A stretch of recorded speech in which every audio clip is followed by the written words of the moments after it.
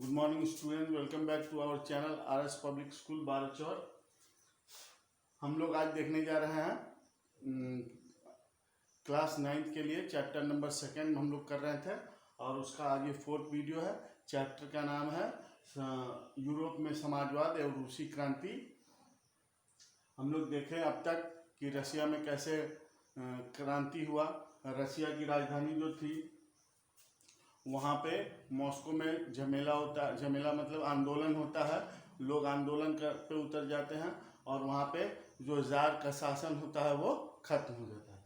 अब हम लोग उसी चैप्टर में आगे नेक्स्ट टॉपिक हमारा क्या है, अक्टूबर के बाद क्या बदलाव, क्या क्या चीज़ें बदल दिया जब जार का शासन खत्म हुआ और बोल्शेविक्स ने वहाँ पे कब्जा कर लिया वहाँ के शासन पे, तो उन्होंने क्या क्या बदलाव किए। तो देखिए, पहला बदलाव तो उन्होंने किया कि बैंकों का राष्ट्रीयकरण कर दिया। जो भी बैंक अब तक प्राइवेट प्रॉपर्टी थे उनको उन्होंने खत्म किया, बैंकों का राष्ट्रीयकरण कर दिया। दूसरा बात, जो बोल्शेविक थे उन्होंने जिस जमीन पे कब्जा किया उस जमीनों को सामाजिक संपत्ति घोषित किया उन्होंने। मीन्स वो सबका है, वो किसी एक व्यक्ति का पर्सनल या प्राइवेट प्रॉपर्टी नहीं रह गया। अब देखिए, शहरों में जो मकान थे उन पे जो कब्जा किया, जब बोल्शेविक्स का वहाँ पे शासन हुआ तो शहरों में क्या किया, जो बड़े बड़े बिल्डिंग्स बंगलोज में लोग रह रहे थे, जो पैसे वाले लोग जिनकी ये निजी संपत्ति थी, उनकी निजी संपत्ति पे बोल्शेविकों ने अधिकार किया और उसको मकान मालिक के लिए थोड़ा छोड़ के जगह बाकी मकान पे छोटे छोटे हिस्से लगा करके वहाँ पे बोल्शेविक्स लोग रहने लगे। मकान मालिक उसका विरोध नहीं कर पा रहे थे क्योंकि बोल्शेविक्स ही उस समय शासन में थे और वो सरकार के आदेशानुसार ही काम कर रहे थे। अब देखिए, उन्होंने फिर दूसरा काम क्या किया, चौथा काम क्या किया, बदलाव किया कि जितने भी सरकारी अफसर थे उनकी जो वर्दियां पहले जार के माध्यम से थी, जार के जब शासन था तो वहाँ पे वो लोग कुछ अलग ड्रेस पहनते थे। अब बोल्शेविक्स ने वहाँ पे अलग ड्रेस, उनका ड्रेस कोड चेंज कर दिया, सरकारी अफसरों की वर्दियों का बदल दिया उन्होंने। और इस बदलाव को लाने के लिए उन्होंने क्या किया था, एक ड्रेस कंपटीशन भी किया था।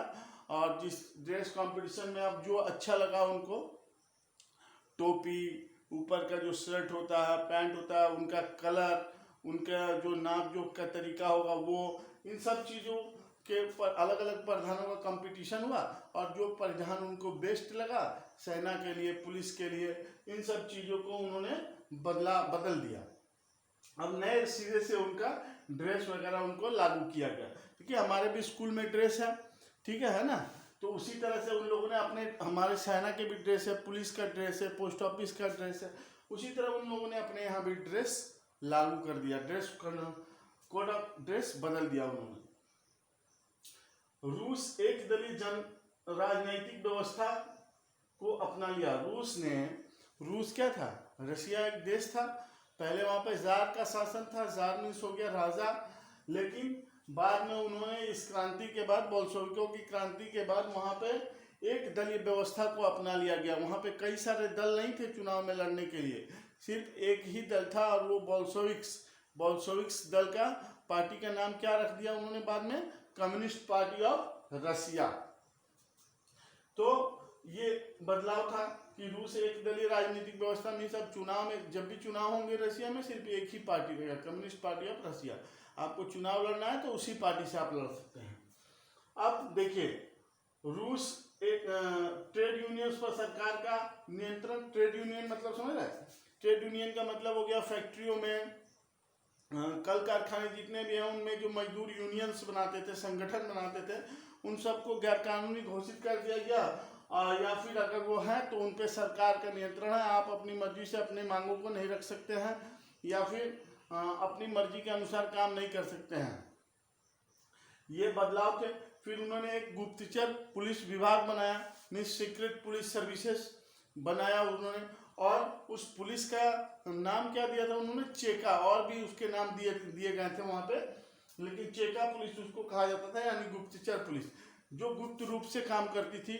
और रसिया के अंदर घूम करके उनको देखना ये था कि कौन बोल्शेविक सोशलिस्ट सरकार जो थी, ये रसिया में जो बोल्शेविक्स की सरकार चल रही थी, इस सरकार के विरोध में कौन से लोग हैं, और जो भी लोग इस सरकार के विरोध में बात करना या उनके बारे में लिखना या कुछ और किसी और तरीके से विरोध करना सरकार का, उन सभी लोगों को ये लोग दंडित करते थे, या तो उन्हें जेल भेजना या फिर सजा दिलाना। यही इस पुलिस विभाग का यही काम था। तो ये 7-8 बदलाव थे जो कि हमें अक्टूबर के बाद देखने को मिले। कहाँ पे? रसिया में। अब देखिए ये सब तो बदलाव हो गया, बोल्शेविक्स का अपने रसिया पे कब्जा कर लिया बोल्शेविक्स ने। लेकिन इसके बावजूद भी रसिया में गृह युद्ध हो गया। गृह युद्ध मतलब समझ रहे हैं, अपने देश के अंदर ही आपस में ही लोग लड़ गए। तो ऐसा इसलिए हुआ क्योंकि जो जार थे कुछ उनके समर्थक थे, कुछ लोग Bolsheviks communist party of Russia के समर्थक थे, और कुछ लोग राष्ट्रीय थे, राष्ट्रीय नेता नेशनलिस्ट थे। यहाँ पे बोले हैं मैंने, रसिया में 3 समूहों के बीच टकराव।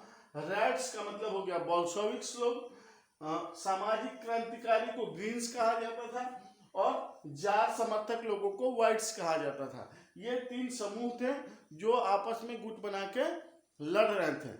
जब मॉस्को पे कब्जा कर लिया था बोल्शेविक्स ने, तो देश के अलग अलग हिस्सों में जो जार समर्थक लोग थे वो लोग इकट्ठा हो रहे थे, और जो नेशनलिस्ट लोग जो थे, सामाजिक क्रांतिकारी थे, वो लोग इकट्ठा हो रहे थे, और इकट्ठा होकर टुकड़ियां इकट्ठा कर रहे थे ताकि वो रेड्स मतलब बोल्शेविक्स के खिलाफ जंग लड़ सके। और जार जो था, जार के जो समर्थक थे, इनको अन्य देश जैसे जापान था, इंग्लैंड था, जर्मनी था, ये सब लोग भी इनका समर्थन कर रहे थे। क्यों? क्योंकि वो नहीं चाहते थे कि रसिया में समाजवाद पनपे।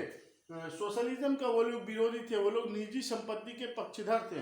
जार भी निजी संपत्ति के पक्षधर थे, इसलिए ये लोग जार के सेना जो थी उसका समर्थन कर रहे थे। लेकिन जो बोल्शेविक्स थे उन्होंने बहुत ही बार्बरिक ढंग से, बहुत ही क्रूरतापूर्वक इन सभी लोगों का नरसंहार कहा जाएगा एक तरह से, इन सभी लोगों को मारना पीटना काटना या फिर देश से निकाल देना, तमाम तरह की सजाएं दी गई इन्हें, और उनके देश में एक गृह युद्ध चलने लगा। अब देखते हैं हम लोग, गृह युद्ध चल रहा है। गृह युद्ध के कारण क्या थे? तो 3 ग्रुप्स में बटा हुआ था रसिया, व्हाइट्स, ग्रीन्स और रेड्स। ये मैंने बता दिया, रेड्स मतलब बोल्शेविक, ग्रीन्स का मतलब हो गया सामाजिक क्रांतिकारी, और जार समर्थक जो थे उनको व्हाइट्स कहा जाता था। अब हम लोग इस टॉपिक को आगे बढ़ाते हैं अपना, और देखते हैं कि समाजवादी समाज का निर्माण। देखिए रसिया में बोल्शेविक्स ने कब्जा कर लिया था। अब कोई भी चीज आप करते हैं तो उसका बेनिफिट्स आपको बताना पड़ता है ना। तो यहाँ पे भी जो बोल्शेविक्स थे वो बताना चाह रहे थे कि समाजीकरण का क्या फायदा है, सोशलिज्म के क्या फायदा है, और इन फायदों को बताने के लिए या फिर अपने समर्थन में लोगों को लाने के लिए उन्होंने कुछ काम किए थे। वो क्या काम थे? तो समाजवादी समाज का जो निर्माण वो लोग कर रहे थे, इस निर्माण को लोगों को समझाना भी तो पड़ेगा कि नहीं, हम आपके लिए अच्छा कर रहे हैं, आगे हम लोग इन फ्यूचर और अच्छा करेंगे। तो उन्होंने अपने लिए जो लोगों के मन में विचार था उसको बदलने का भी प्रयास किया। तो कैसे किया था उन्होंने? जितनी भी जमीन को बोल्शेविक्स ने कब्जा कर लिया था उन जमीनों पर सामूहिक खेती का आदेश दे दिया गया था। जब्त की गई जमीन पर सामूहिक खेती को बढ़ावा, मीन्स सभी लोग आए, इकट्ठा हों, वहां पे काम करें, जो भी फसल उगे उसको आप लोग आपस में बांट लें। इससे बहुत सारे लोग जो गरीब थे, जिनके पास अपनी जमीन नहीं थे, वो इसकी समाजवाद की तरफ आकर्षित हो रहे थे। ठीक है। अब उन्होंने तय किया, पंचवर्षीय योजना के अंतर्गत लक्ष्य तय किया। उन्होंने, बोल्शेविक्स ने या कम्युनिस्ट पार्टी ऑफ रसिया ने यह तय किया कि अगले 5 साल तक हम लोग कैसे काम करेंगे। ये पंचवर्षीय योजना के अंतर्गत उन्होंने पहले से टारगेट सेट किया और उस टारगेट को अचीव करने का प्रयास किया, जिसके तहत उन्होंने iron and steel, coal, petroleum, इन सब के उत्पादन में 100% की वृद्धि की थी। मीन्स अगर पहले वो 100 लीटर निकालते थे तो पंचवर्षीय योजना में अब वो लोग 200 लीटर निकालेंगे। 100 और 200 में आपको समझाने के लिए बोल रहे हैं, ये मिलियन एंड ट्रिलियंस लीटर्स में या टन्स में निकलता है। मीन्स वो लोग, उन लोगों ने अपने उत्पादन को दिन दुगना रात चौगुना बढ़ाया, एक तरह से आप कह सकते हैं। ठीक है।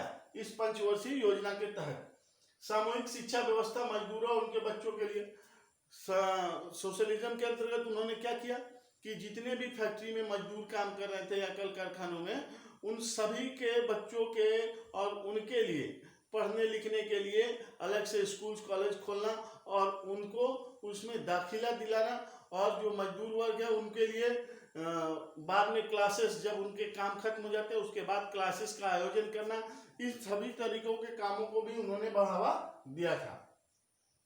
अब महिलाओं के लिए उन्होंने क्या किया था, तो महिलाओं के लिए बालवाड़ियां खोली गई। मीन्स अगर फैक्ट्रीज में महिलाएं काम कर रही तो उनके बच्चों को खिलाने के लिए या फिर उनको रखने के लिए जब तक वो काम कर रही हैं बालवाड़ियां खोली गई, ताकि महिलाएं भी खुश रह सकें, अपनी आमदनी को बढ़ा सकें। ठीक है, तभी इन सभी कामों के माध्यम से वो लोगों में एक संदेश देना चाह रहे थे कि समाजवाद अच्छा है निजीकरण से। ठीक है, और समाजवाद को अच्छा दिखाने के लिए वो ये सारे काम कर रहे थे।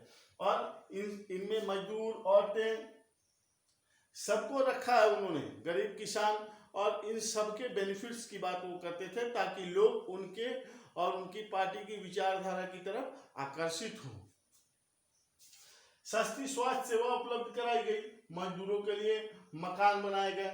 मजदूर जो फैक्ट्रीज में काम कर रहे थे उनके रहने के लिए बढ़िया मकान बना के मजदूरों को दिए गए, ताकि मजदूर उनके पक्ष में आए, उनके विचारों से सहमत हो। इस वजह से ये सारे काम किए जा रहे थे। सस्ती स्वास्थ्य सेवा उपलब्ध कराई गई। मीन्स अगर आप प्राइवेट हॉस्पिटल्स में जाते हैं, प्राइवेट ट्रीटमेंट लेते हैं, तो आपको खर्च ज़्यादा पड़ता है। उन्होंने एक सामूहिक अस्पताल खोल दिया जिसमें अब कोई भी लोग जाए, गरीब तबके का या किसान, महिला, कोई भी जाए, उनका सस्ते कम पैसे में इलाज होगा।